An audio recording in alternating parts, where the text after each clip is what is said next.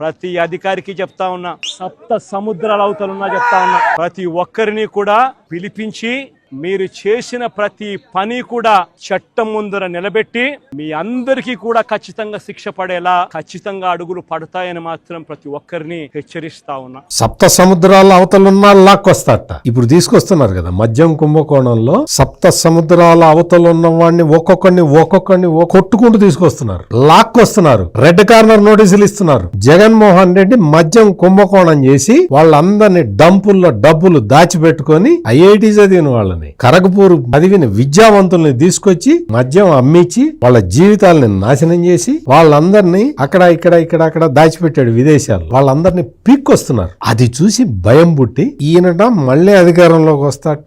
మళ్ళీ అధికారంలోకి వచ్చి ఇప్పుడు తప్పు చేసిన పోలీసుల్ని, అంటే తప్పు చేయటం అంటే ఏంటి అంటే పాడ్జీ అక్రమంగా తవ్వుకొని దేశ సంపదని లూటీ చేసిన ఒకరిని అరెస్ట్ చేయటం పోలీసులు చేసిన తప్ప జగన్మోహన్ రెడ్డి?